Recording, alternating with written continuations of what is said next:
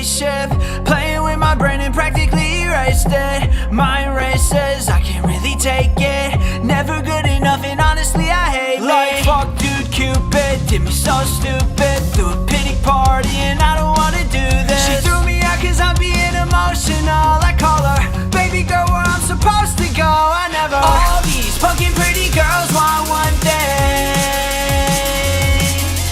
I might not know what it is, but it's not me. Wow. She want a guy who put her in a bad mood when she's feeling down. Yeah, that makes me pretty sad too.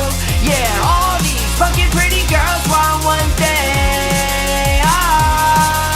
She loves me on the phone but fucking hates me when I'm there. I try my best to show I wanna, try my best to show I care. It's like she hates herself so much she loves the paper girl. I swear I cannot bring myself to hurt you, but your heart I can repair. Caught off guard, so shocked, can't talk now. Watching shows like Naruto to keep my head down. Then it clicks, I missed the messages she wrote down.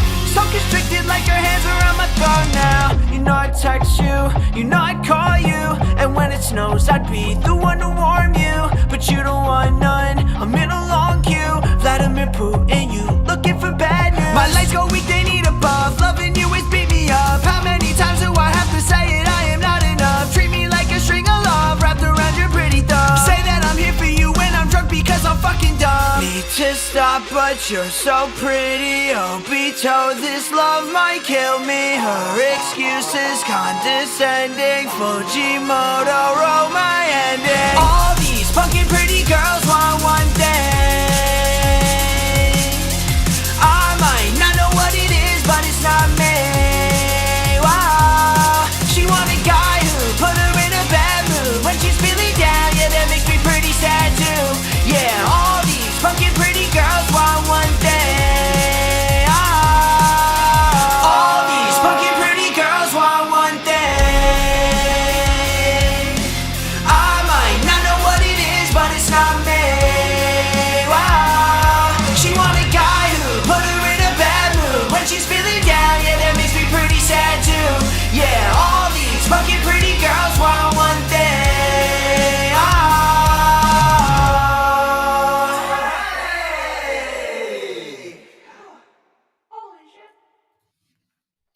What's going on, everybody? How we doing out there? It is February 21st, 2025. I'm Alex. Obviously, no David hanging out. He's being a little bitch as always. No, he has work. I decided to pop on. So we were supposed to have a guest on tonight. He is hanging out at CPAC. He can't get out of there. We're going to have him on in the future. I don't like to say who these people are, just in case it never happens. And I don't want to put any pressure on anybody, but he's at CPAC. He'll eventually jump on at some point. He's a cool dude, and I think when we get him on, everyone will be pumped to see him here. But how's everybody doing out there? I appreciate everyone that is watching, whether you're watching from X, Facebook, YouTube, Kick,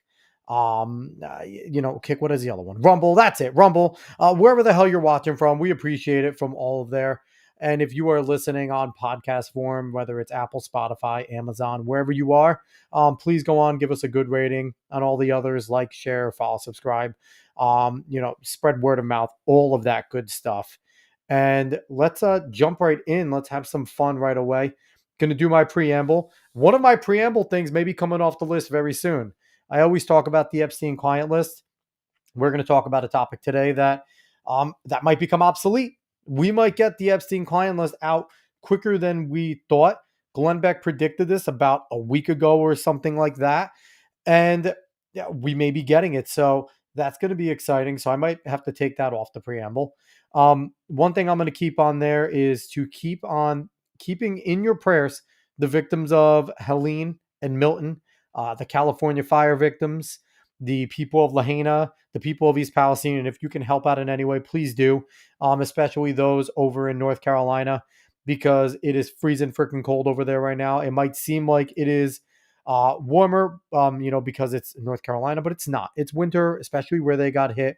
So go ahead and please go and make sure that you really do what you can. If all you could do is pray, do that as well. I am happy that we might be getting the Epstein client list, but I am not going to stop banging my fists on the table and saying we need to get an investigation into FEMA about why Trump supporters were passed up during the recovery for North Carolina and things like that, because that's still a big issue to me. And we keep on letting it get memory hold. News moves so fast, but I am a stubborn motherfucker. So I'm not going to let that happen. So we need to keep calling for that. I always talk about not letting up after the Trump victory, and I'm going to keep saying that. We need to keep putting, our heads down, doing all of the hard work that needs to be done. Every year is an election year. Go get involved. Go make sure that you're joining whatever committee you want to be involved in, that you are figuring out what elections are happening, go helping on campaigns, doing the little things like that to make sure that we come out and keep winning. David is hanging out over here with his Quest to Cola tag. The Rock wants Cody Rhodes' soul. I heard The Rock was coming back on this episode. Did he fuck Cody up? I didn't know what happened. I was not watching at all as I was setting up. So Dave, fill me in if The Rock killed Cody. But one of the things that I want to do occasionally is I want to give a shout out to our past guests and the things that they're doing. I've done it before, but I want to do it in a cool way. We've had John Ziegler on the show before. John is awesome. He is a guy that was a part of I'm pretty sure a documentary. Loose Change was one that he did about 9/11, and then he did With the Benefit of Hindsight, which blows everything open on the Sandusky trial and the Patrono things over in Penn State. And if you're going to walk in believing that he was guilty, go watch that or listen to that, because he provides a ton of different perspective that'll make you think Sandusky might be innocent, which is fucking crazy to say, I know. But he has his new venture that's been on for a little while now called The Death of Journalism. And I want everyone, this is on Apple Podcasts, but you can find it anywhere that you can find a podcast, or you can go visit his Patreon if you want to support him, if you like it. But The Death of Journalism, he started this up back in 2020. They've had a ton of episodes since then. He started off with Liz Habib on there. I think he's solo now. I don't know if Liz is still with them, but Liz is freaking awesome. They did With the Benefit of Hindsight together. But he's always in there. He pops in. I think he does 2 to 3 episodes a week. And John is a really cool dude. You might not always agree with John's takes. He is very much more of an old school conservative, not as much of a populist. He's not a fan of Donald Trump. But whether you agree with him or not, I found that John is a man of principles. He is a good conservative, whether, he doesn't agree always with the movement of populism and kind of the way things sway. But John is very good at kind of predicting things that happen. So he's somebody that, even if you disagree with him, which I disagree with him on a whole bunch of things, I still think John's awesome, and I 100% support him. And I think everybody should go onto The Death of Journalism and go give him support as well. So I want to jump in to the fun stuff. David coming in here saying it was just a promo to Cody with both in the ring. They're friends, but The Rock wants his soul. I don't even know what that means, Dave. You keep on saying that The Rock wants his soul. I don't know what the fuck that means. Nate, do you know what that means? Did you watch SmackDown? Nate coming in saying hello. Nate coming in saying, what a disappointment last night. Jack Hughes, what the fuck? I mean, Hughes, Matthews missing on the spot. We'll talk a little more about the Four Nations stuff, and I'll give kind of my perspective on the Four Nations. I don't know if you can hear. Do I sound like I'm wheezing into the mic? Like every time I breathe, I feel like I'm wheezing a little bit. I don't know. I'm feeling okay. I'm going to take a sip of water here. But I feel like I hear it in my headphones. It sounds like I'm like wheezing. It's weird. Anyway, let's missing person alert for Jack Hughes. Yeah, Jack tried to get involved. He did. He was trying more, but he didn't do shit. He didn't do anything. Eichel played very well. I thought Matthews played really good. Matthew Tkachuk getting hurt was a lot bigger than I think people understand. I think Matthew Tkachuk getting hurt really hurt that front line. JT Miller played his heart out. I know he made some mistakes, but JT Miller played his heart out. David saying that's literally what The Rock said, that he wants his soul. The Rock's a weird fucking dude, okay? That's a weird thing. I got to go back and watch SmackDown and see when The Rock said that. Nate saying, yeah, The Rock returned to SmackDown. Cody versus The Rock at the Chamber. That's going to be fun. That's good. It's nice to see The Rock jumping back in and still wanting to wrestle and still wanting to do that. We'll see if that helps his presidential bid. We'll see if coming back to WWE, it helped Donald Trump, right? Donald Trump is a WWE Hall of Famer, and now he's a 2-time president. So maybe The Rock going back, maybe he knows something. Maybe he's going to be president. I'm going to where there's no internet now, so goodbye. Later, Dave. It was thanks for dropping by in comment form. If you find internet again, jump back in. But let's get to the show. Let's have a good time with this because I want to get in to the fun stuff here, which isn't very fun. This is actually sad news. So it was announced. This is Culture Crave had put this out earlier today. Hooters is reportedly making plans to file for bankruptcy. Now, this is sad to me. This is sad. And this is one thing that this may be a reflection of kind of what Joe Biden did as a president. But I mean, this is sucks, right? Like Hooters has been an American institution. I know some people can be like, it's about time Hooters closed. But Hooters has been an American institution for years now. And it's just something that when you're like a young man, it's like a rite of passage when your parents are like, fine, we'll take you to Hooters. Then you just get to go watch a bunch of girls in skimpy kind of shorts. They're kind of weird shorts, but skimpy as shorts and white shirts. And half of them don't even have big boobs anymore. But I mean, this is sad. I'm actually saddened to see that Hooters is gone. We do get to enjoy this picture of Sydney Sweeney right here that Culture Crave put up. They knew what they were doing, as you know, also with our thumbnail. We have sit on there because when you get the chance to put Sydney Sweeney up in a Hooters shirt, you don't not put her up in a Hooters shirt. But this is the sad thing, right? We won't get to see these things with Sydney in a Hooters shirt anymore. And I get it. People are like, oh, it's not good. It's objectifying, blah, blah, blah. Number one, these women chose to work there. Okay. It's not objectifying shit.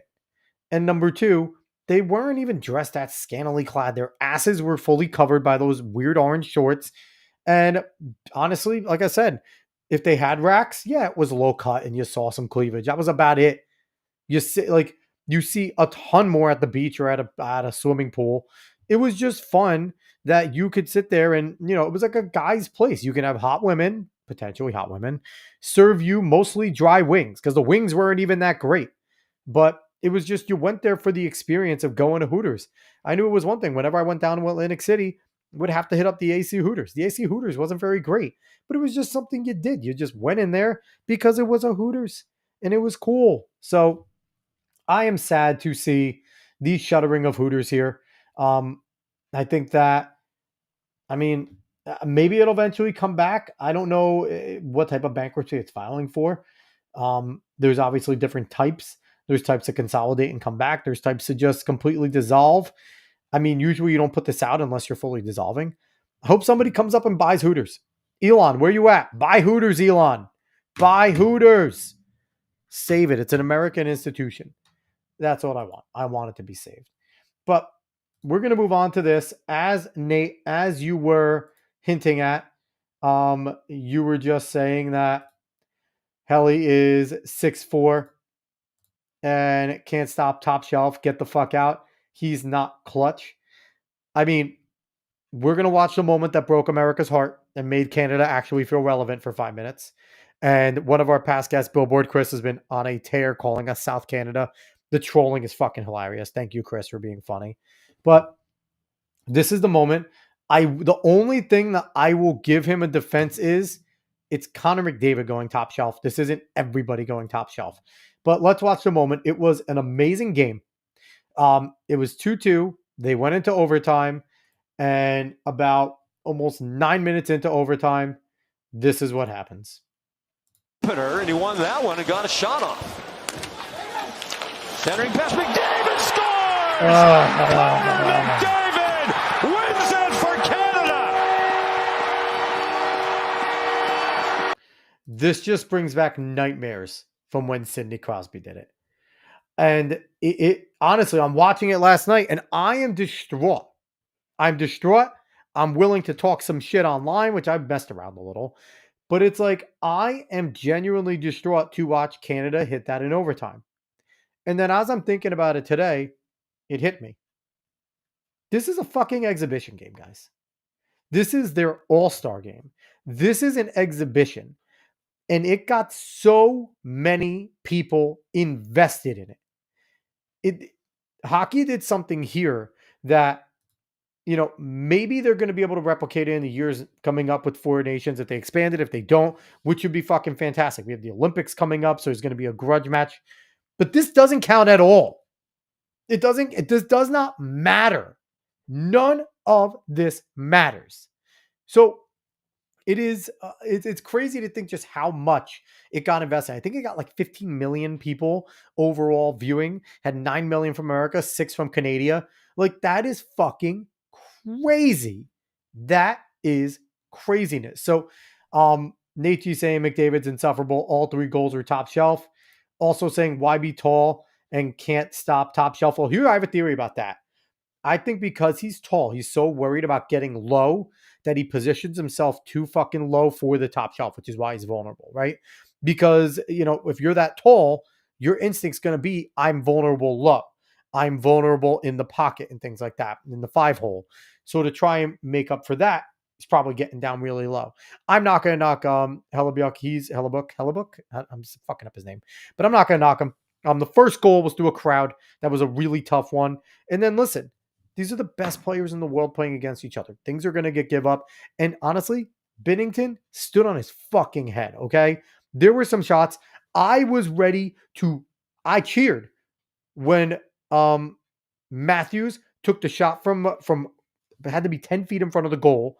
And I thought it was a goal, and Binnington stood on his head. It is incredible to see what he did. I know McDavid got MVP, but just off that performance alone, Binnington might have deserved it.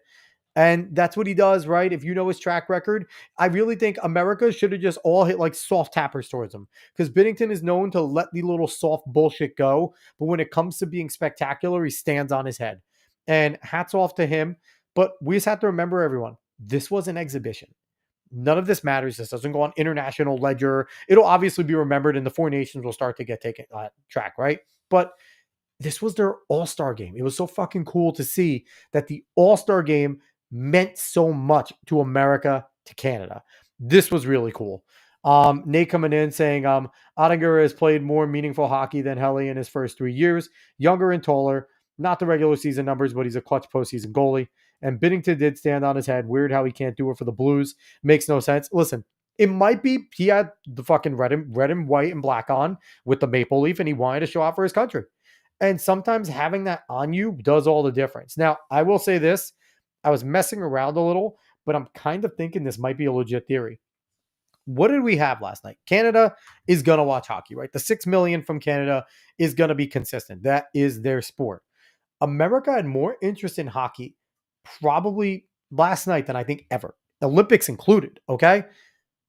You had a lot of people that aren't necessarily interested in hockey at all watching it, because it became it was a cultural thing. This was a national movement to watch and to support Team USA in that game. It was huge. It was meaningful. I think Canada winning may have turned off basically every fucking new fan that they might have made. Really, if we're being honest. Because you were so on your edge, and I like hockey. I will watch hockey again. I don't care. But if I don't give a shit about hockey, it was fun. I'm watching it. America winning could have solidified and locked a portion of them in. Most of them are going to go back to not giving a fuck, right? That was always going to be a thing. It's like the World Cup in soccer. If, everyone watches the American women, and then if they win, we cheer, and then we forget that there's even a league, right? Nobody knows that the NWSL even fucking exists. But, even if the men went far, the men did good a few years ago. They got to the knockouts, and people were invested. People that don't necessarily watch soccer invested. Now they don't give a fuck. I'm a track and field fan. People will enjoy track and field. People loved Cole Hawker winning the 15 out of nowhere, winning the 1500 this past Olympics. Track is starting to hang on. They're setting records. They're making notoriety right now. But unless they continue to catch this wave, if Michael Johnson's league, the Grand Slam Track League, which I encourage everyone to go support, Grand Slam Track, it is 48 of the best athletes in the world competing in 4 of the big major meets, and 48 challengers, other the best athletes in the world competing. It's all running events, no throwing, no jumping, so you're just getting fire on the track. Go watch the Grand Slam. First one is over in Kingston, Jamaica. Anyway, it's USA not winning possibly could have hurt. I'm not saying Canada shouldn't have went for it. Good for Canada. But I think it might have hurt all those people that you might have locked in.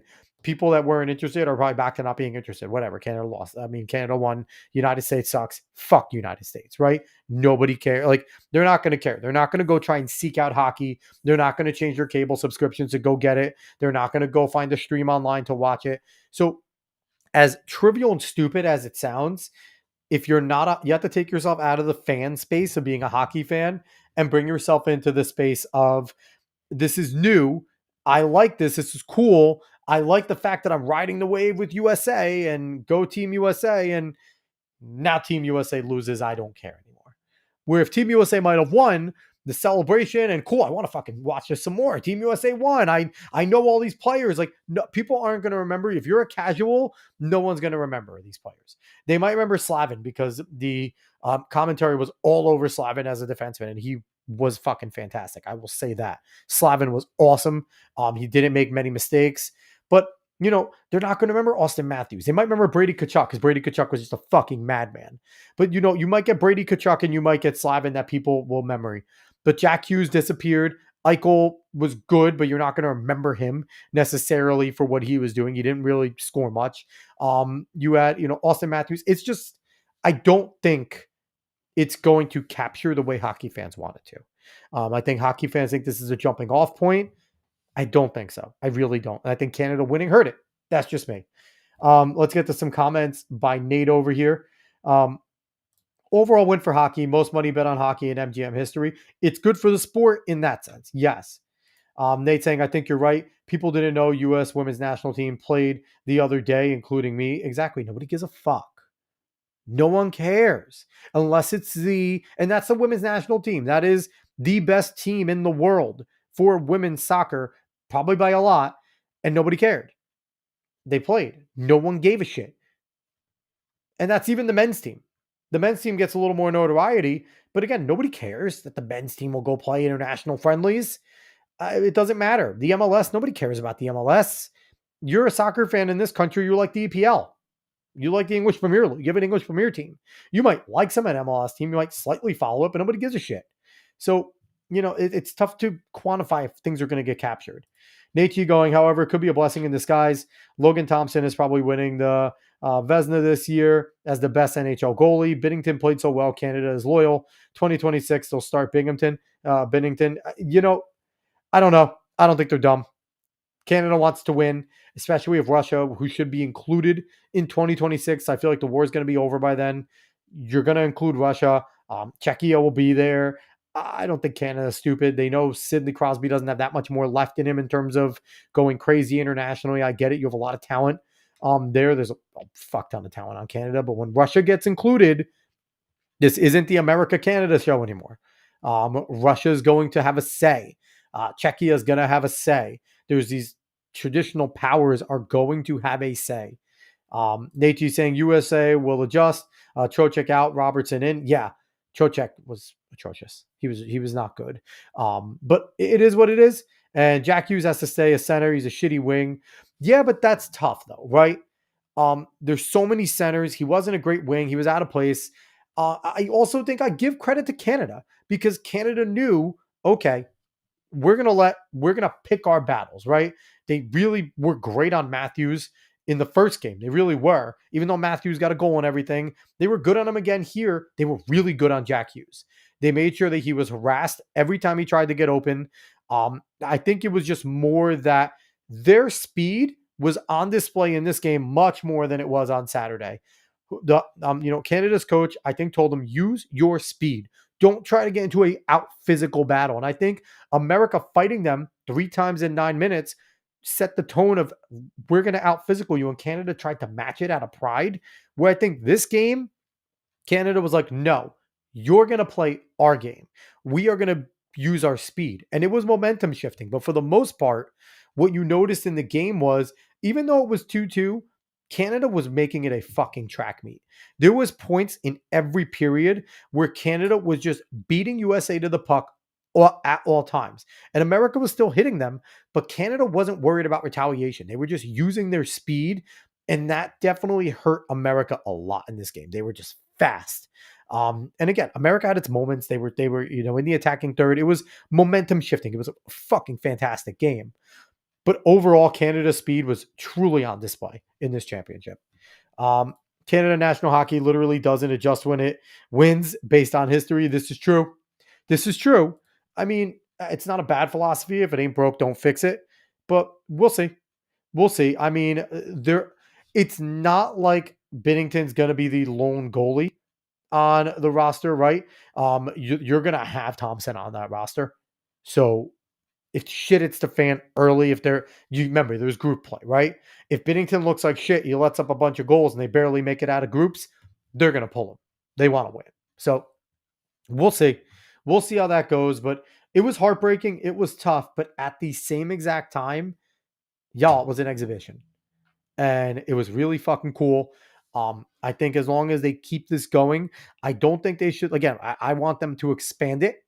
I think it'd be cool if they expanded the four nations, because there are, the Russians obviously need to be included. The Czechians need to be included.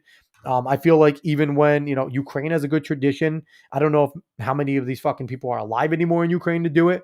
But, if you want to expand, Ukraine can be included. You can have, a good handful of teams and do this an 8-nation thing. I mean, maybe they might want to keep it truncated because they only have the week to get it done. So you might just kind of shift the nations around. Maybe you'll keep America, Canada, and Russia as the staples, and then that fourth nation will be a different nation every time. I don't know how they want to do it, but those are the three you have to include because those are the three main ones. Everyone else can kind of rotate. But I have more to go with sports here because outside of heartbreak in hockey, some fans may be heartbroken about this. It was announced today that the New York Yankees are allowing beards. Now, if anyone knows about the Yankees, they've always had the clean shaven rule. You can only have a 80s porn stash. If you wanted to be on there and needed to be well groomed, that was the most. You could have a mustache. You couldn't have a beard. And that's what set them, that's what set them apart. Is that you'll sit there and you'll have a favorite player on another team. They'll be Scruff McGruff, right? And then all of a sudden they'll come to you and they're clean shaven. Johnny Damon was a perfect example. Johnny Damon, as much as I fucking hated him on the Sox, he had a fucking cool beard. Then when he comes over to the Yankees, he shaves, he's baby face. They all did their part, right? They did what they were supposed to do. Now, here was an announcement by Hal Steinbrenner. Nate coming in saying it's every 2 years. Next year will be the boring all-star. They will change that, Nate. When the ratings fucking suck, they will. I mean, maybe it'll be hard because you're dealing with the Olympics next year. You don't want these guys to suit up. I get it. I kind of get it. Kind of. I don't like it. They should do it every year. But let's jump in and see what this announcement is from Hal Steinbrenner. So it's regarding an alteration of Yankees facial hair policy. It's small lettering, so I can't make it bigger, so I'll read it out. In recent weeks, I have spoken to a large number of former and current Yankees spanning several eras to elicit their perspectives on our longstanding facial hair and grooming policy, and I appreciate their earnest and varied feedback. These most recent conversations are an extension of ongoing internal dialogue that dates back several years.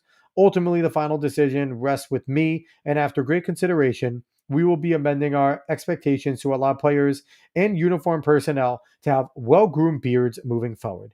It is the appropriate time to move beyond the familiar comfort of our former policy. So you're going to have a lot of people disagreeing with this. You're going to have a lot of people that are Yankees loyalists that are especially George Steinbrenner guys that are going to say, no, this is what set the Yankees apart was a certain standard that made them look different. And it was basically upheld as a professional look. Now, for me, I don't fucking care. I think, a well-groomed beard could have a lot of different meanings, right? It could mean, just a beard that is not scraggly, but it could be long. It could mean that they can't have a beard more than like a quarter inch. It could mean a lot of things. And I think we need to wait and see what they mean because I don't know, as a Yankees fan, it's weird. No, what am I doing here? I don't want to share that. Stop sharing. As a Yankees fan, I kind of don't want to fucking see a scraggly person with a crazy looking beard on this team. maybe it's just me and maybe I'm just too old school with it. And I should just fuck off and get with the new time. But I want to see at least an attempt to have the beard be kept. Um, I don't know. Maybe it's weird. Maybe I'll have some feedback from anyone that wants to give feedback on. Am I just being too uptight about this? Should we allow players to just have whatever beard? Does it really matter? In the grand scheme of things, in the play, no, it definitely doesn't matter, right? The Yankees they went to the World Series last year. I don't think any Yankee fan expected the Yankees to win the World Series last year. So it's not like we were disappointed when they lost. Yankees fans expected to fucking lose. But I mean, it's just something about the beard, what the beard meant, what it means. And I don't know. As long as it's not crazy, right? To me, as long as the beard isn't crazy, then I'm okay with it, I guess. But it's going to be weird. It will be weird seeing players that have beards now. I'm not going to lie. It's going to be something where I'm going to have to get used to it, watching players with beards. But overall, it could be worse, right? It could be worse. I mean, Hal Steinbrenner still owns the team. So there's that. He's a piece of shit. He sucks. So Nate's saying, yeah, I can get that. Every sport has basically killed tradition. It's not a big deal, but when your team or sport kills a tradition, it sucks. Yeah, and that's the thing. It's kind of a tradition thing, like you said. Is it necessarily a big deal? No, but it's a traditional thing. This will be like the final straw will be if the Yankees put names on their fucking uniforms. If they ever put names on their uniforms, we riot, right? That would drive me nuts. And we know why they would do it, right?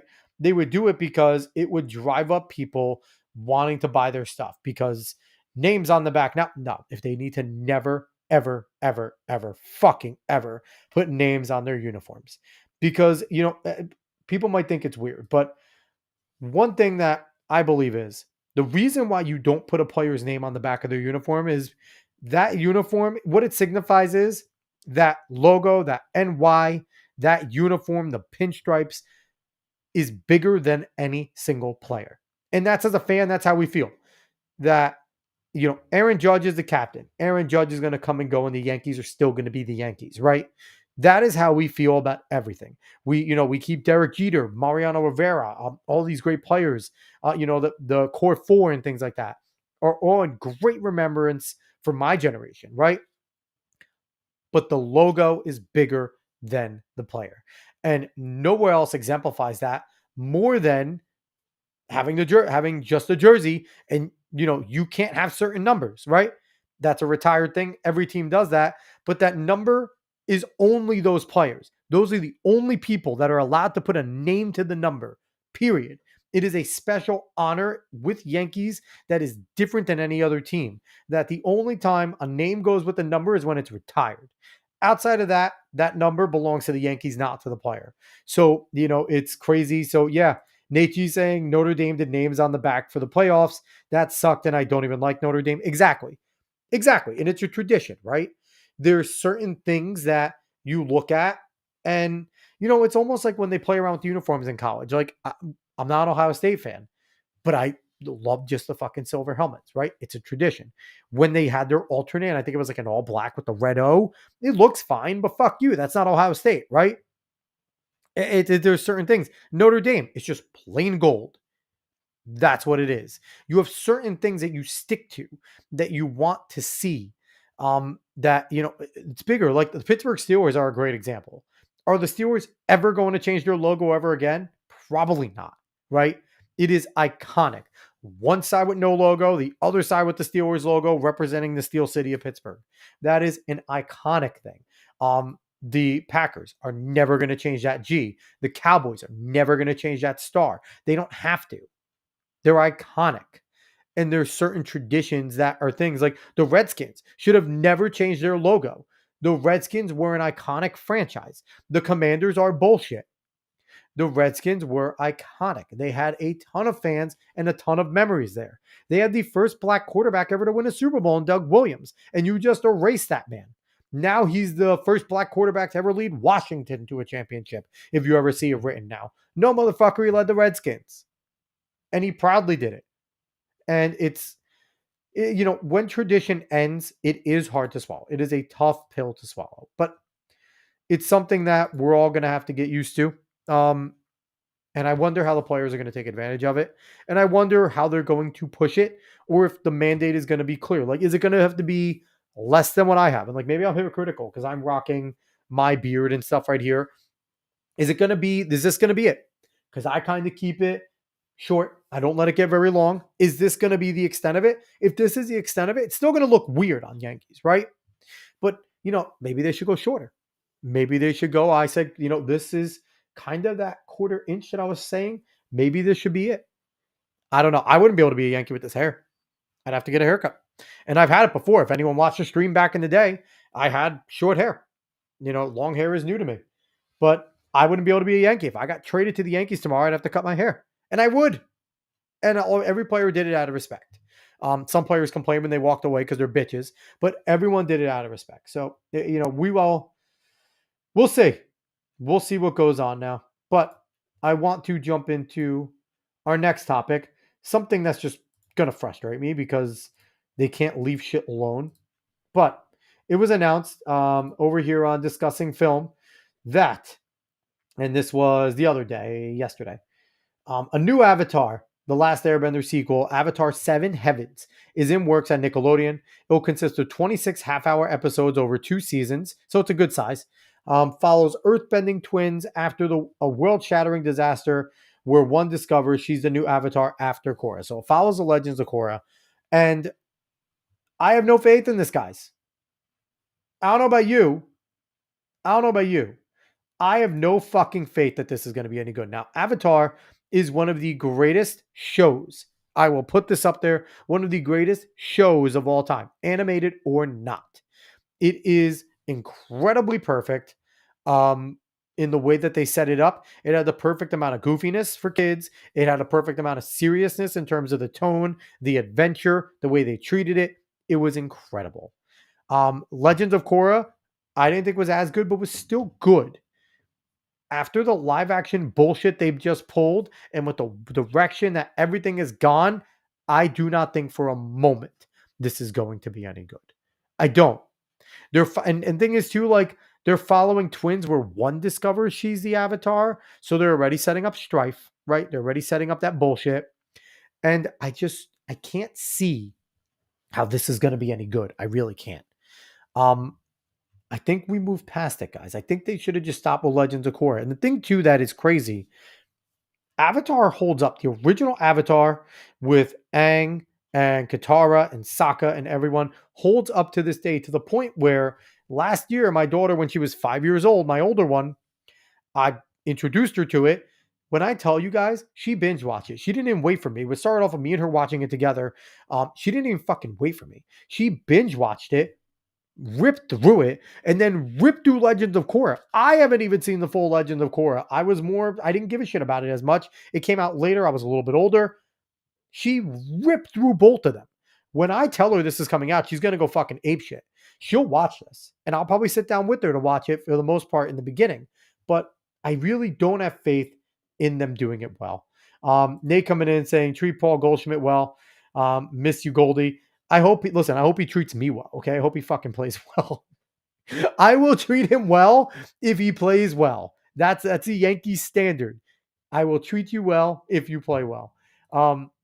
And saying they're going to bastardize Malcolm in the Middle too. 007 being taken over by Amazon. They already did bastardize it. Apparently one of the people is trans or gay. Like, they already announced that one of the motherfuckers is coming back as trans or some bullshit like that, I think. It's ridiculous. Malcolm in the Middle doesn't need to come back. I wasn't a Malcolm in the Middle fan. I watched a few episodes. I didn't think it was a good show. I know a lot of people love Malcolm in the Middle. I did not think it was a very good show, but it did well, right? Frankie Muniz launched his career off of that show. And 007 being taken over by Amazon. 007's dead, y'all. I'm sorry. 007's dead. It really is. They are so afraid of offending anybody that they just won't pick another 007. It's fucking wild. They won't pick a black man because they don't want to offend the white people, right? They don't want to pick a black Englishman. And they won't pick a white Englishman because they don't want to be with the stereotype. So they're just going to Do what? Send it to Amazon so it's now wash clean. The studios don't give a fuck now. Amazon has it. We can all blame Amazon, right? And Amazon's not going to give a fuck. Amazon, they're just going to do what they want. I think it was a meme. Fucking, I think it said Shurigawa, the one that fucked up Doctor Who. They said like, congratulations, I'll be coming to new Bond, which I wouldn't be surprised if they made him the new Bond, right? And he will do the same thing he did to Doctor Who. Probably, they'll be the first gay black James Bond, and we get to watch him have man love and manonize. I guess if you're not womanizing. Maybe be a man eater. What Britney Spears called him a man eater. He could be the first man eater, gay, black 007. That's what we're going to get. And Q will be a trans woman. Like, it's fucking stupid. We know that this dumb shit's going to happen. As much as we see the pendulum shifting, it hasn't shifted far enough, right? If you watch the Oscars or whatever, Hollywood is still Hollywood, y'all. Hollywood is still Hollywood. They still think that they have this incredible influence, and if they just keep pushing forward, then all of us fucking rustics will eventually understand it. So, yeah. Nate saying, yeah, Malcolm in the Middle family member is coming out as non-binary. Frankie Muniz finished 11th in the NASCAR Truck Series. I love that Frankie Muniz just fucking races. That it's so awesome that he races and he ran at Daytona. Like, it's so random that he went from being this like movie star and he's like, I want to race. And there he is. Nate, you saying next James Bond movie is going to be called My Penis is a Vagina. Yeah, 007, The Vagina Monologues from a fucking gay trans black man. I don't know what the oh my God. Jesus. Anyway, so I want to move on from that because, like I said, I have no faith that the Avatar is going to be any good. This new one, the name Seven Kingdom, Seven Heavens, the fuck does that even mean? I can't even harken back. Maybe I'm a bad Avatar fan. Sorry about that. Maybe I'm a bad Avatar fan. I should know what the Seven Heavens are. I don't. Maybe I have to go back and rewatch it. Might have been a Korra thing. I need to maybe watch Korra, but I'm going to tell my daughter about this. She's going to be excited. I will sit down and probably watch it with her. If it's hot garbage, I'll roast it. Speaking of things that are great, Dragon Ball Daima, I have to go watch the next episode after this. I think it's finishing up next week or in a few weeks. I will talk in depth about Dragon Ball Daima on one of the episodes. Talk about the good, the bad, the criticisms, and how people just need to shut the fuck up and enjoy Toriyama's final work that he had to jump in on, that he had a say in, and what he did. This is all Toriyama's thing. Last one for Akira Toriyama. So I'll talk about it more when it finishes up, but I will just go on record right now and say I have thoroughly enjoyed Dragon Ball Daima. Through the screwy moments, it has been a fucking joy. So if anyone hasn't started watching Dragon Ball Daima yet, go watch it. It's incredible. And it's new Dragon Ball, y'all. Just go watch new Dragon Ball. But all right, so we're going to jump into politics now because we've had a whole lot in that realm as well. And the biggest news is yesterday, Kash Patel was confirmed. And it is a great fucking thing. Or today, actually, he was confirmed. And was it today? Today or yesterday? I think it was, let me see. I think it was it earlier today? When did I text my brother that Kash Patel was confirmed? I think it might have been, it was yesterday. Anyway, Kash got confirmed yesterday, and he did his swearing in, I believe today is what it was. He got confirmed yesterday, sworn in by Pam Bondi today. And looking at this tweet here from Clint Russell from Liberty Lockdown Pod, I actually like Clint. I think Clint's actually pretty fucking sweet. Liberty Lockdown is cool. Clint Russell, I don't agree with him on everything, but I like it. All right, so he says, this is the energy. I never in a million years thought I'd be cheering for the head of the FBI, which, if anybody knows Clint Russell, it's fucking wild that he's saying anything positive about this at all. He is a libertarian through and through. If they announced, he would as quickly cheer for Kash Patel or announcing that the FBI has been dismantled. He'd probably cheer harder for the second one. He goes, but I think Kash Patel is about to accomplish some truly remarkable and absolutely necessary things. The corruption runs deep and he knows where to find it. So this is a snippet. Kash had a whole 6-minute thing talking about it. I thought it was a really good speech. He talked about that he's living the American dream, but this was a fucking great snippet of him going at the media and all the shit. Let's hear this. Look, I know the media's in here, And if you have a target, that target's right here. It's not the men and women at the FBI. You've written everything you possibly can about me that's fake, malicious, slanderous, and defamatory. Keep it coming, bring it on. But leave the men and women of the FBI out of it. They deserve better. I mean, just that right there, it's like, listen, the jig is up. The media is fucking like the bullshit for the leftist media is over. Okay. And at one point he also said, that, he's living the American dream. He's first generation Indian kid that is now as the head of the FBI. Like, that's fucking awesome, man. Um, I thought it was cool. And also, if you didn't notice, that's his girlfriend back there in the white. They said her name is Alexis. Good for Cash Patel. She's a fucking smoke. Good for you, man. But Nate G has a few more comments. Slow roll to Dima. Can't watch DBZ without my kids. I mean, I will say, if you don't want, Nate, I will give you a warning for a spoiler when I do talk about Dima. And maybe that'll be the one episode you skip, Nate, is the one where I talk about Dima. They're midway through Fat Boo. That's awesome. See, I am watching it ahead of my daughter. My daughter, the younger one isn't as interested. My older one has been watching the original Dragon Ball. She's starting off with the original, and we just got through Krillin dying after the 23rd Tenkaichi Budokai, and Goku just got fucked up by Tambourine for the first time. So we're gonna see what's going on there. Nate G also saying, love Clinton, all the Tower Gang fellas. Yeah, Nate, we had Jose on at one time, Jose Gallison. I'd love to get Jose back on because he was fucking fantastic. Jose jumps in a great deep dives. Definitely go. I already promoted for, it seems like I'm promoting for a bunch of people. I like Liberty Lockdown, but go watch No Way Jose. He does the morning dump basically every morning, which is great. And, he's really good. So go watch Jose Gallison. He's awesome. Our buddy Colton Gesser. Another promotion right here. I'm just going with all of them. Colton Gesser, one half of the Personal Foul podcast and also a member of the For the Fans podcast. Go watch them as well. He tells me to go to bed, and then he says, please.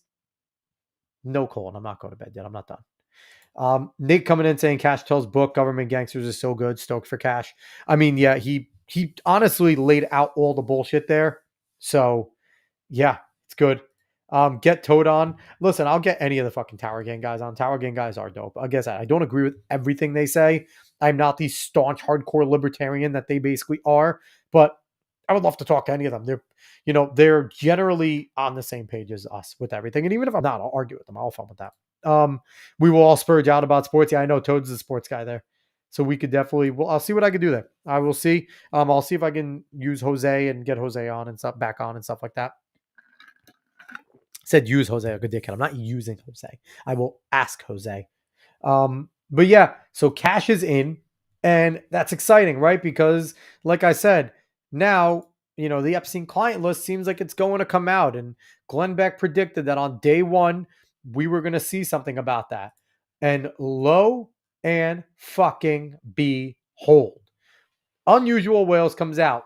This is at 3:19 today, breaking. Epstein files are going to be released. AG Pam Bondi has said this would include a client list per the New York Post. So that was that blast. And then the Blaze followed up with an article here that we're going to look at. Blaze Media. Pam Bondi says Epstein client list is sitting on her desk right now and being reviewed for release. So let's read this. The list could implicate dozens of celebrities and powerful people.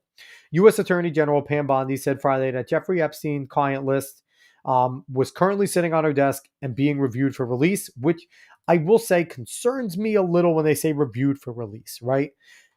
Because what is the review going to be? I mean, why are you reviewing it, right?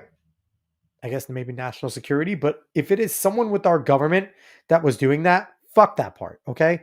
They are putting us at risk in general. Nate G saying, I'll ask Toad for you. Minoji, better off dead supporter. Fuck yeah, I appreciate that, Nate. You're a dog, man. I friggin' love it. I appreciate it. But let's continue with the article here. The list has been the subject of much speculation and criticism against the government for its secrecy. Epstein was convicted of underage sex trafficking and was found dead in jail while awaiting trial for other charges. That was done at the directive of, so I was done at the directive of our agencies, blah, blah, blah. It's sitting on my desk right now for review. She said the Fox News host, John Roberts. That's been a directive by President Trump. President Donald Trump promised to release a client list as well as classified government files about the assassinations of Martin Luther King Jr. and John F. Kennedy. Pam Bondi says that's all in the process of being reviewed because that was done at the directive of the president from all of these agencies. A judge presiding in the trial against Epstein confidant Ghislaine Maxwell ordered in 2023 that the list be released and said there were hundreds of people who would be implicated.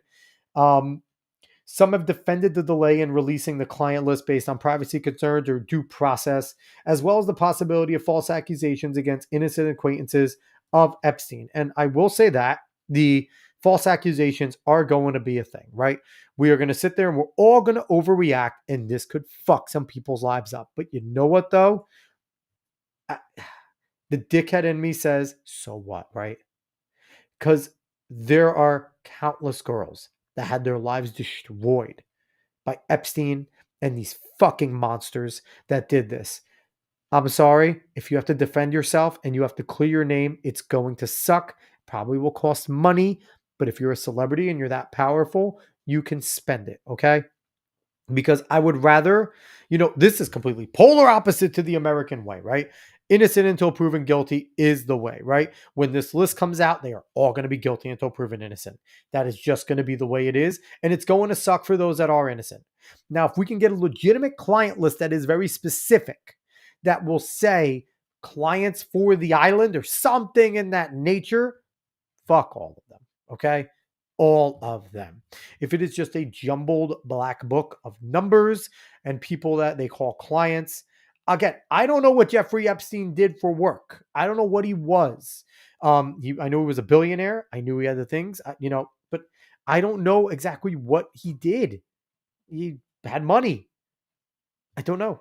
I know Ghislaine Maxwell's father was an evil man that had a ton of money too. So I get it. I get the concern for the acquaintances and things like that. But at the same time, how did you not know for that long? I know Trump has been talked about, involved with it and things like that. And there's reports that when he found out in the early, I think mid 2000s, early 2010s, that when he found out about Epstein harassing a person at Mar-a-Lago, he kicked them the fuck out. Now, here's the bottom line. If Donald Trump, I know it has to not be implicated, has to be innocent, because he would not push for this release if he knew he was going to go to jail over it, right? So I'm 100%, almost, I'll say 99.9% sure Donald Trump did not visit Epstein Island. And if he did, the man's got balls of fucking steel, okay? If he did, the man has got balls of steel. But, I mean, I just want it out. I want it out. I want everything to parse through. Let's finish up with the article here. Blaze Media co-founder Glenn Beck, I just said this, that he predicted that day number one, okay, Patel was sworn in Friday. Okay, so there's that. Nate coming in saying, Bill Gates taking L's all over. Bill Gates, man. So Bill Gates gave us Windows, right? Bill Gates revolutionized how we use a computer. I'm using a PC right now, right? A personal computer with Windows on it. He's not a good guy. Okay.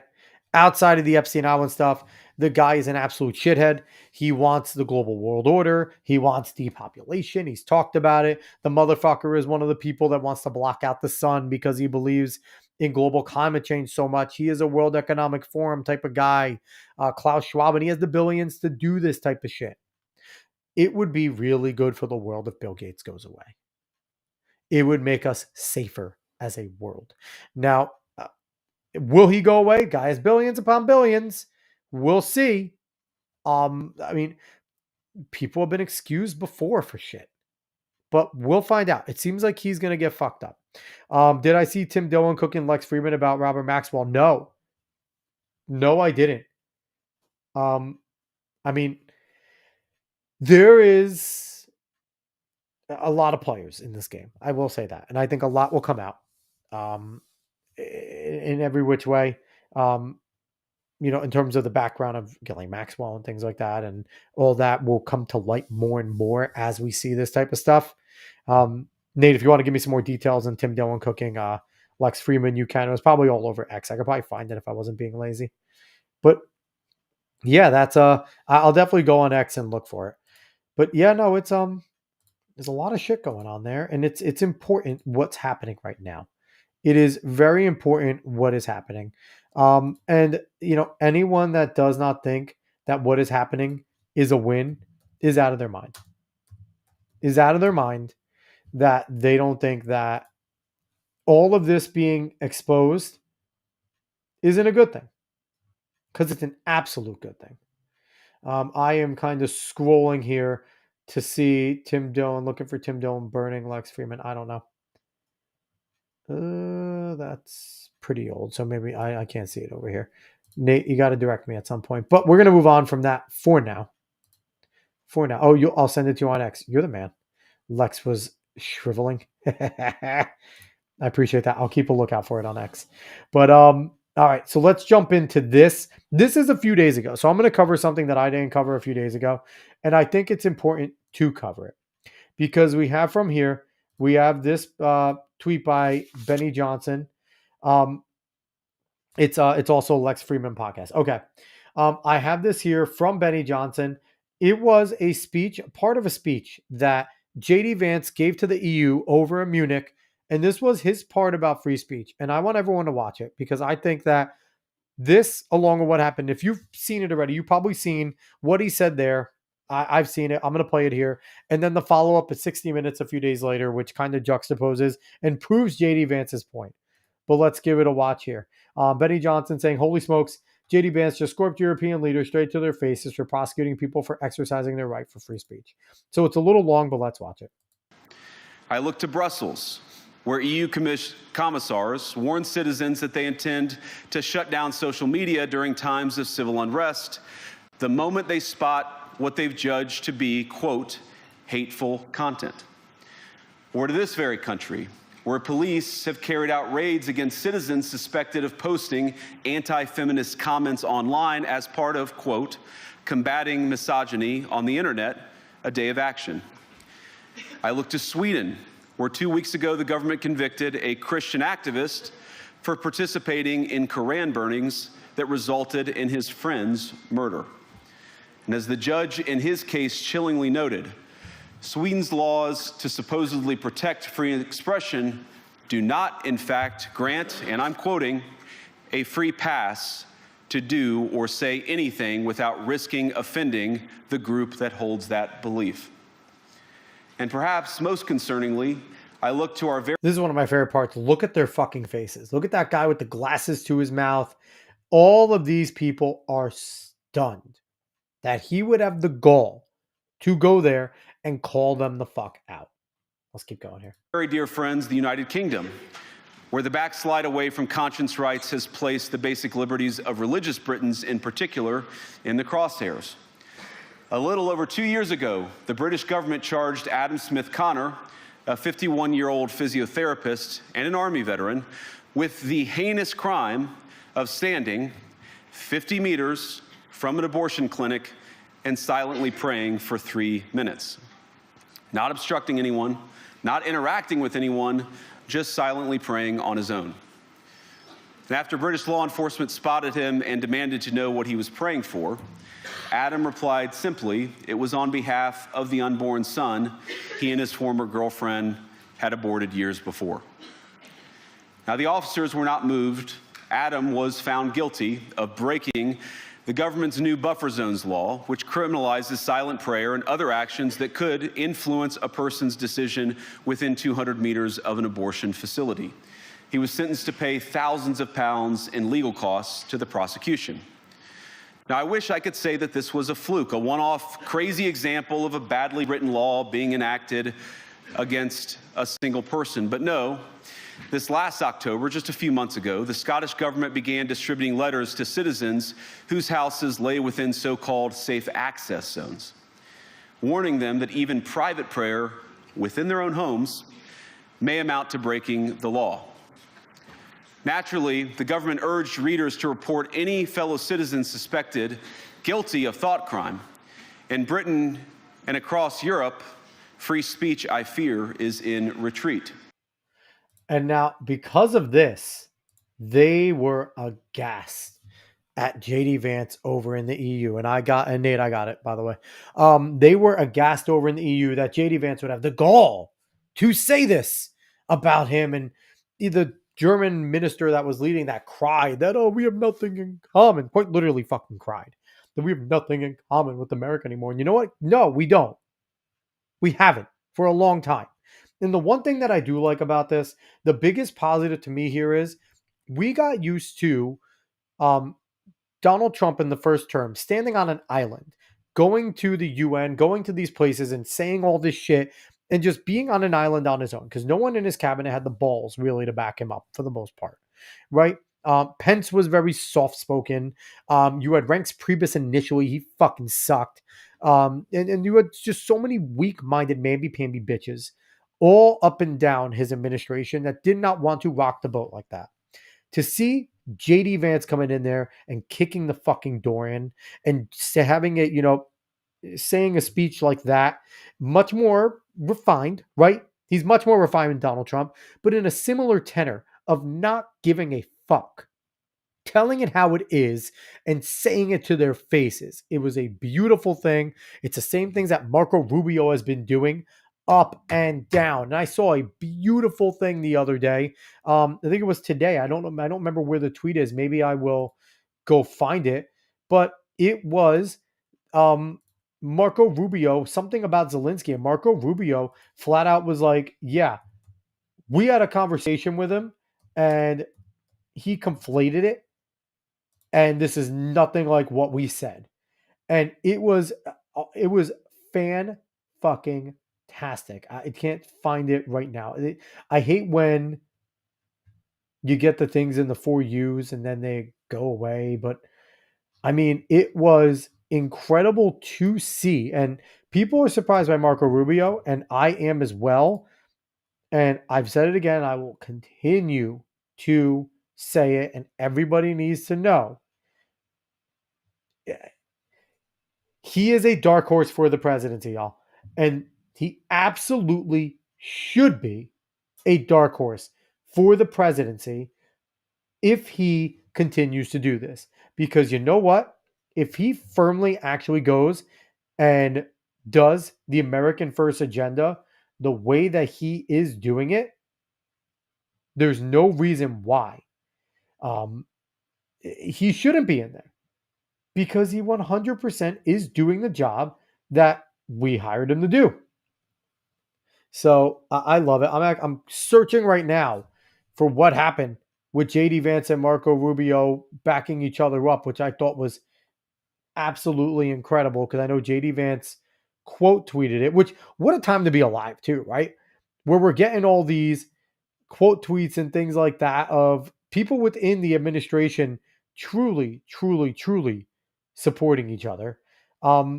It's a wild, wild time. I can't find it because I suck at the internet.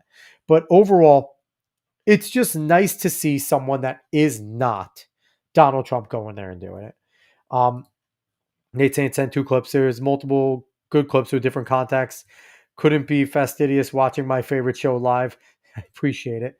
But yeah, no, I'll check them out. I will absolutely check them out, Nate. But yeah, so there's that.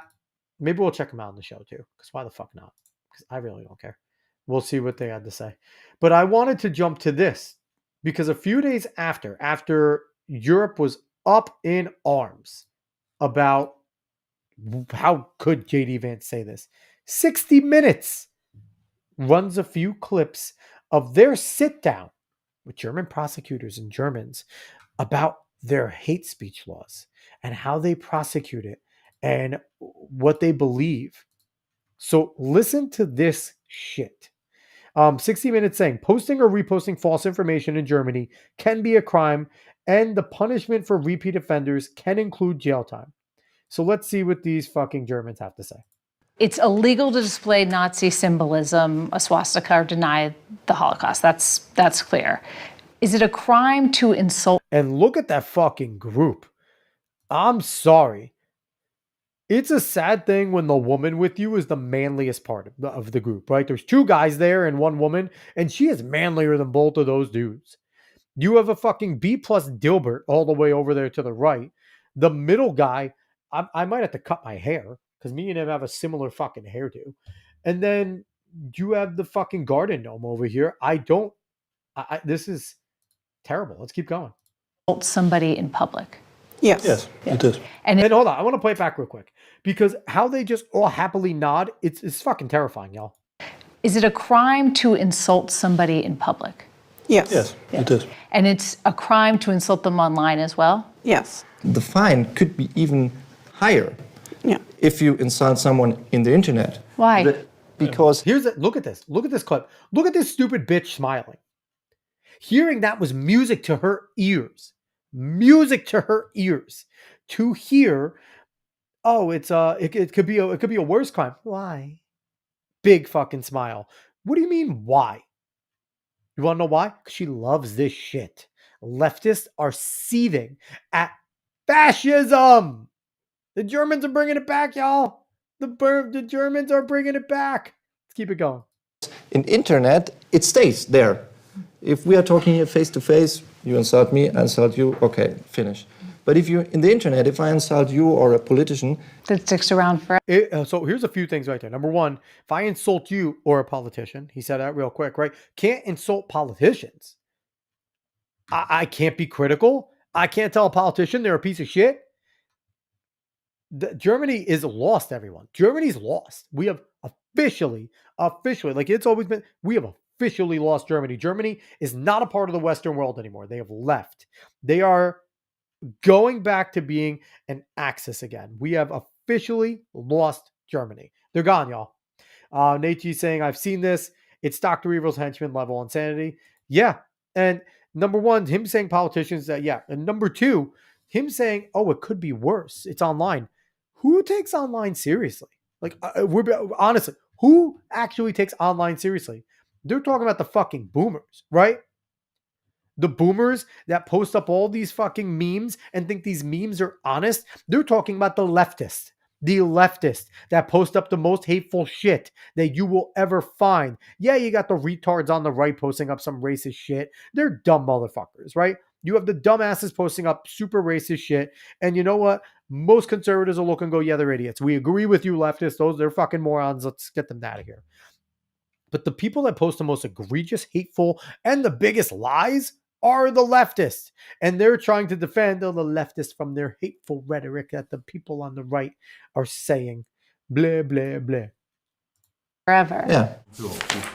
The prosecutors explain German law also prohibits the spread of malicious gossip, violent threats, and The spread of malicious gossip. What is even that? Nate's saying they finish each other's sentences. Yeah, it's weird. The spread of malicious gossip, that could mean a lot, right? That's all of this is subjective. None of this is actually objective. Here's the thing. Fighting's fighting, right? If I punch somebody in the face, I initiated a fight. That is clear. If I touch somebody aggressively, that could be assault. That is clear, a line of assault. Jaywalking. I don't have the right to walk. It's not up there. I walk. That is clear. I jaywalked, right? There are clear things in the law. I brandish a weapon.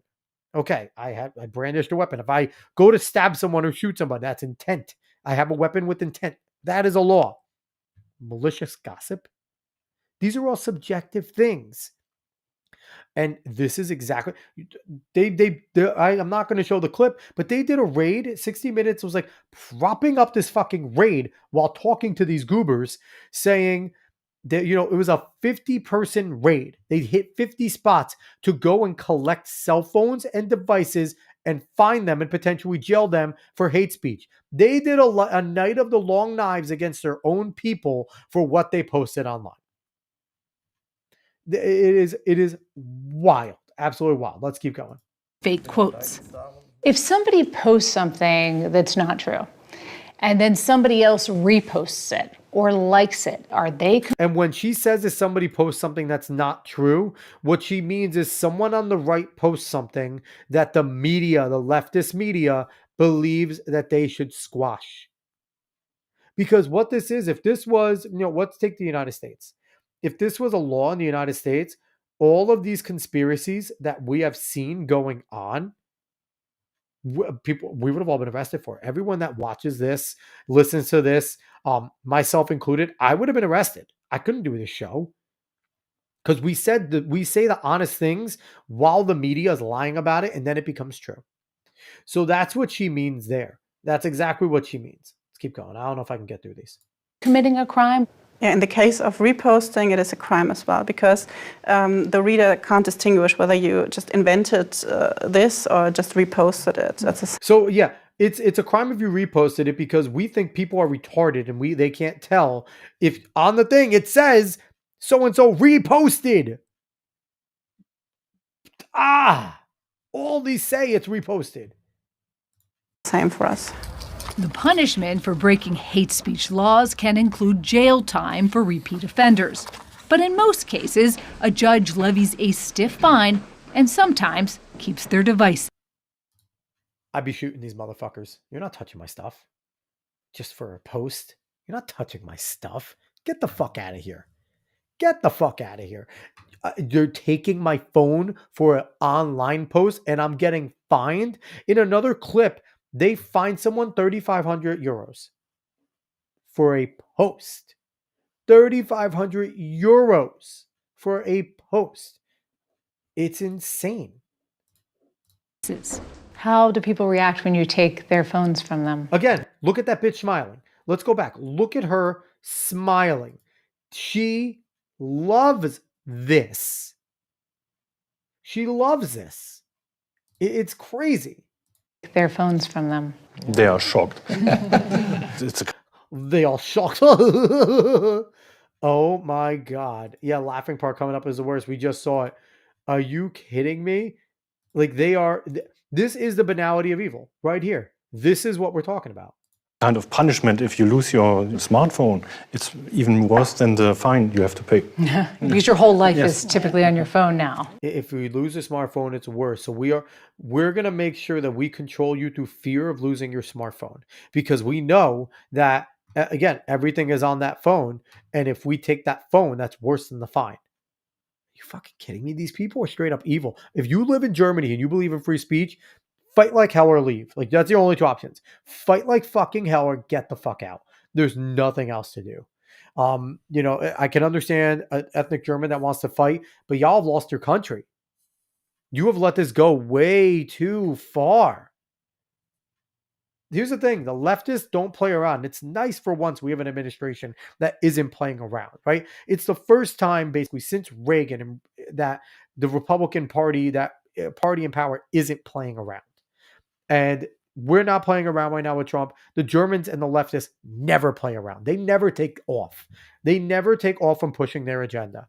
And Germany might be lost for a little bit. We might see 20 to 25 years, maybe even more, of Germany going off the fucking deep end. And what do we know? We have fought 2 world wars because of Germany. Everybody is so scared of Russia, China. It's always Germany, y'all. And why is it Germany? Because for whatever reason, German people, I believe, have such fucking incredible intellect genetically. Just from whatever it is in that region, it's wild. But don't make this mistake, guys. Let's not make this mistake. We need to figure out a way to bring Germany to heel here. I don't know how, but if I'm France right now, I'm fucking terrified. If I'm France, I'm terrified, because whenever Germany gets pissed, France gets fucked up.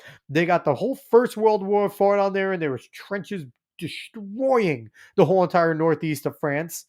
And then in the Second World War, they got actually taken over. Vichy France was a Nazi state. Charles de Gaulle left, and the Free French were a fucking force. But man, it is wild French history. If I'm France, I'm fucking terrified hearing this shit more than anybody else. I'm more scared than the ethnic Germans, I might say it.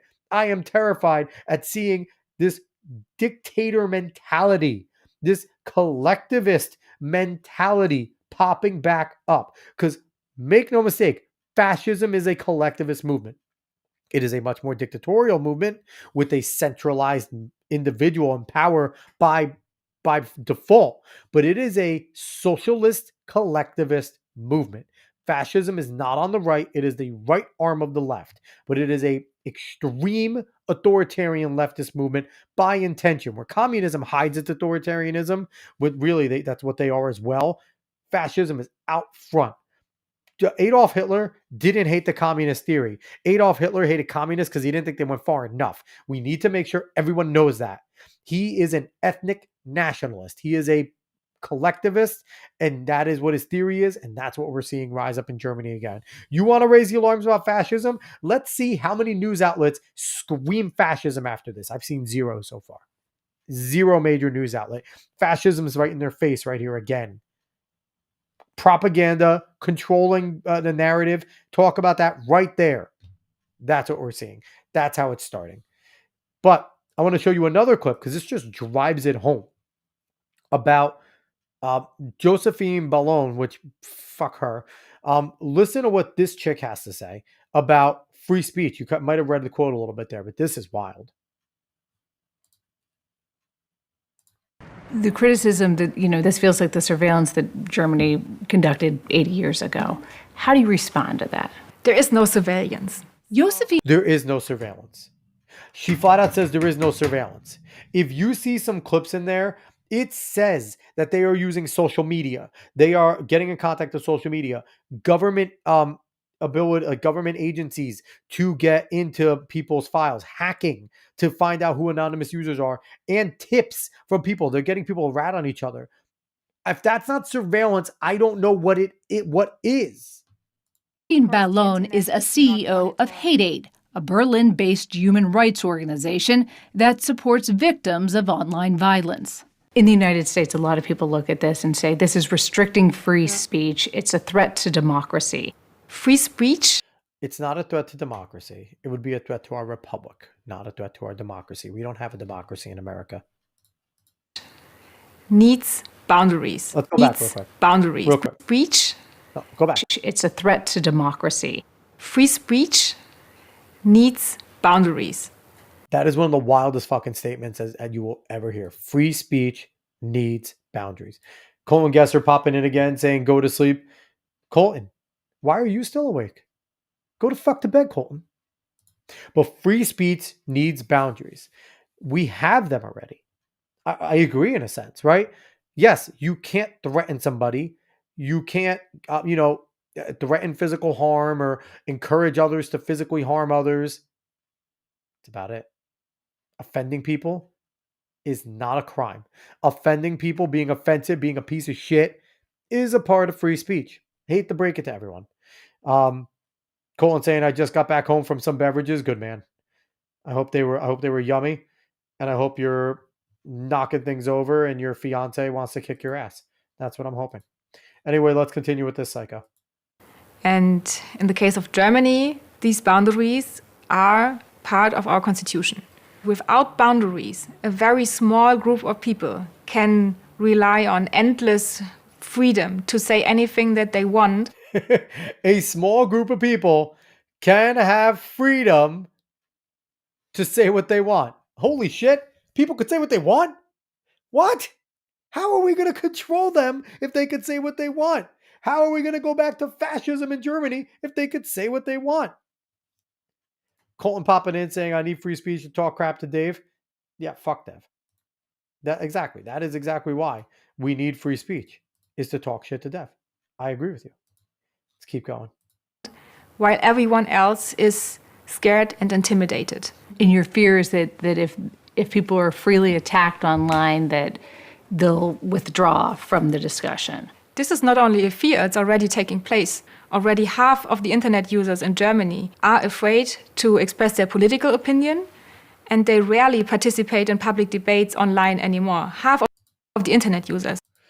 So here's the thing with that, and this is what I find funny. Number one, half the internet users are fucking terrified because they feel like they are going to be prosecuted by the government for hate speech if they participate and say the wrong thing. That's number one. And number two, they don't participate in debates online.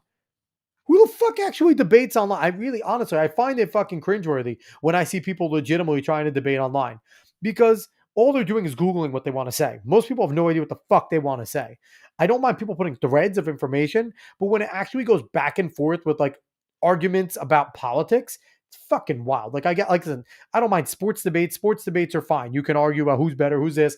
When it comes to politics, it always devolves, and most people have no idea what the fuck they're talking about online when it comes to politics. And it is so wild. It is so wild to me that as an American journalist, you could sit there and just like not push back against that and not sit there and call it out and just be like, bitch, you're fucking terrible. Like your country is going to shit. And it's so crazy. Colton popping back in. Everyone in America doesn't realize how good they have it here. All the people that say we need that Constitution is dusty and needs to be amended is the one thing saving us from shit like this. The fact that this is a thing is hilarious. I love Dusty May.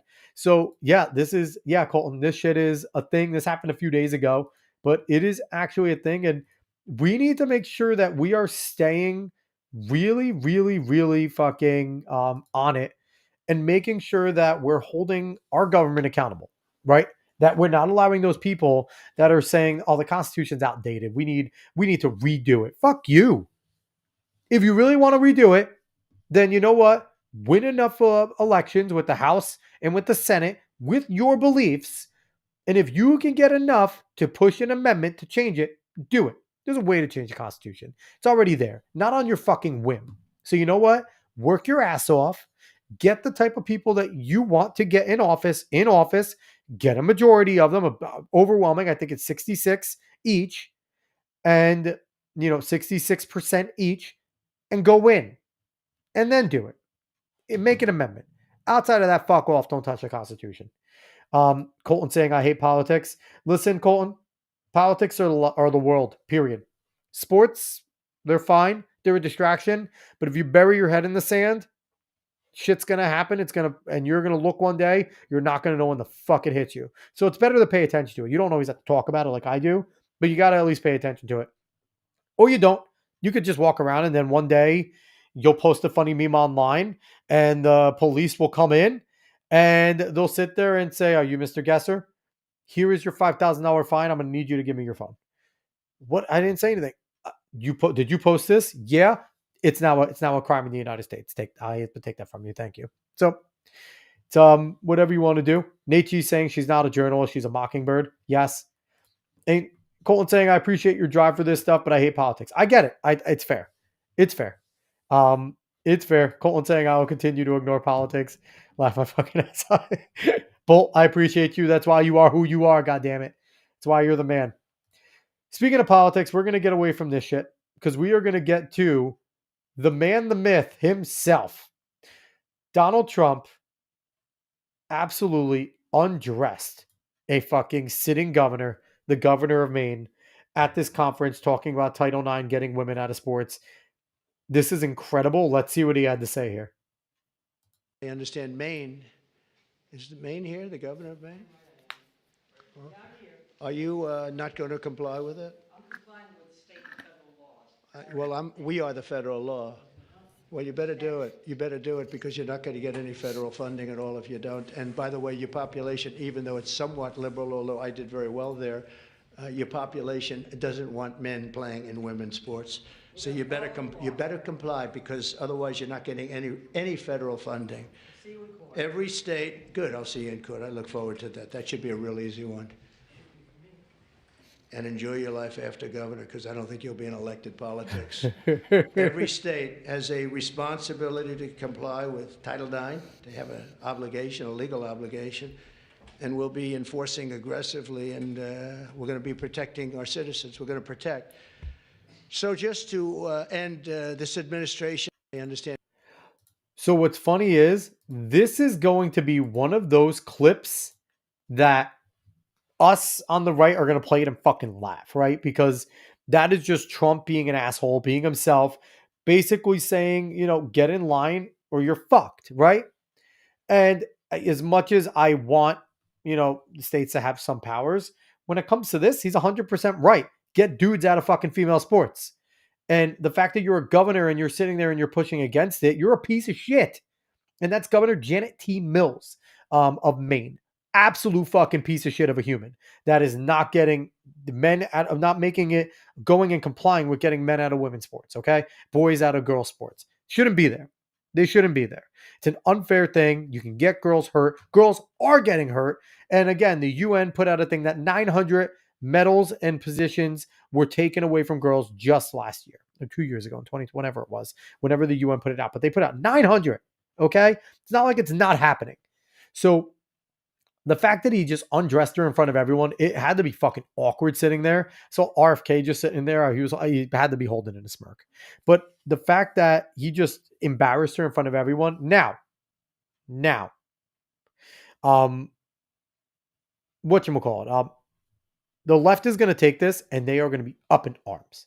They're going to be like, oh my God, look at Trump. He's being a dictator. He is telling the governor what she has to do with her state. What about states' rights? They're going to all of a sudden believe in states' rights. Well, they did.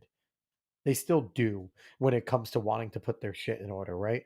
When it still comes to wanting to define everything, when it still comes to wanting them to, bring back slavery, probably, because that's what they did, and I wouldn't be surprised if they go for it at some point. But they only believe in states' rights when it benefits them. But they're going to go up in arms about this. For me, Trump's going to win, right? It's a legal executive order. He has the power to say these types of things, to direct his agencies to do this, and he has the power to say, "Hey, federal funding, fuck you, you don't get it." This is something that's been done forever. If you want federal funding, get out. Do what you're supposed to do. And if not, don't, and survive as a state, and that's fine. But I like that Trump is using this as a strong arm because he needs to, because these people are fucking crazy. Nate said, Colton coming in saying, take me out in cuffs, coach. I'll make sure Sully's on it, okay? Nate saying, correction from the earlier in the show, it's not Rock versus Cody, it's Cody answering Rock's challenge. Okay, but we'll see. We'll see how that goes down. Colton just saying United. I don't know what that means. I don't know if you're talking about Glory United. Nate G saying, seems like Triple H is hot-shotting Mania. And Nate, I'm going to put on my best impression. That ain't a woman. That's a man, baby. Like, that was a fucking terrible Mike Myers impression. But, yeah, no, this is a clip that on the right, it's going to be Champion. We're going to laugh at this. We're going to be like, yeah, you put the fucking SmackDown on her. On the left, they are going to be going apoplectic and talking about how this is just signs of more fascism. He's a dictator. He's a wannabe dictator, a Putin shill. That's all you're going to see. You're going to see that this is going to be a very duplicitous clip. You're going to see the two sides of it. All right. And I am going to close out the show with this bad boy. And this is Rand Paul doing Rand Paul things. Senator Rand Paul has formally requested an audit of the gold at Fort Knox. Now, why is this significant? Because we have no idea if there's actually gold there or if the number that they say is. I think they say there's like $20 billion or something in gold there. And no one has been allowed to be in there. They let senators go in there closed door years ago, and no one's been allowed to go in there and truly audit it. So we need a real one. And I like that. Rand Paul was also the only person to vote against the big bill, the big spending bill that the Senate put out. I know Trump's been calling for it, but he was like, there's nothing conservative about this. We're adding to the debt. And we are. But Rand Paul doing Rand Paul things, I think this is awesome. I think this is the right time to do it. There is the wave with Doge going in and with Elon basically leading Doge and ripping apart all the agencies, shrinking them down. And you see all these fake stories. There are so many fake stories being spread now on social media too with leftists, crying about people that don't exist and things that didn't happen. I guarantee I saw one where it's like they canceled a pipeline for students with special needs to transition into work. And I don't think that happened, y'all. I think people are lying. I think it's just a lie because these people want to sit there and make it seem true. I'm seeing so many lies spread, and it's hilarious to see that they are grasping so hard because these leftists love big government so much. They're complaining about agencies that they didn't know existed and workers that they never gave a fuck about, and they don't even know what these workers do. And then they're reading these stupid posts where people are making up what the importance of these workers are. So something about the fucking forestry, and they're like, these are people that were protecting our forests by doing what? Bureaucratic paperwork? Get the fuck out of here. Like, these people are fucking retarded. But I'm happy Rand Paul exists. Rand Paul pushes the envelope with this type of shit, and it's fantastic. So go ahead and keep going, Rand Paul. Again, another guy I don't always agree with, but man, he does his thing, and he does it well. But all right, I'm going to close out of here. I'm jumping out. I appreciate everyone that watched. I appreciate Nate as always jumping by. I appreciate Colton stopping by after a few beverages. Wherever you're watching from, whether you're watching from X, Facebook, YouTube, Rumble, Kick, we appreciate you all. Thank you for watching. Make sure you do the right thing. Like, share, follow, subscribe, rate 5 stars, all that good stuff. If you are listening via podcast, give us a 5-star rating and a review over there. And I really appreciate it. Nate G chiming in one last time. Thomas Massey wins the other Senate seat in Kentucky. Might have to Google what the winters are like in Kentucky, maybe. But anyway, I appreciate it. Everyone, again, as I promote, obviously everyone, Colton Gesser. Let me pull this up. Let me be a good person here. The Personal Foul podcast, Colton, you go on. I believe it's every Wednesday. It's the same day as us. It's a little bit before us, but you go on Wednesdays with the Personal Foul podcast. I don't remember when For the Fan is, but go check out Personal Foul podcast. Go check out For the Fan podcast. Colton's on both of them. They're both sports ones. They're fucking fantastic. Colton's a talented guy. The For the Fans guys over there are really good as well. Go check those out. Go check out The Death of Journalism with John Ziegler. John's the man. And the last thing I'm going to tell everyone to check out, last show a few days ago, I put in the link for my uncle-in-law, Dale Smith, his movie, Failed State, a docufilm. Go check it out. Failed State's fantastic. It's really good. Uncle Dale's real talented. So please go check that out and promote it. Outside of that, everyone, thank you so much for watching. I'll be back at some point. Maybe this weekend I'll do something. But all right, y'all. Talk to you later. So long.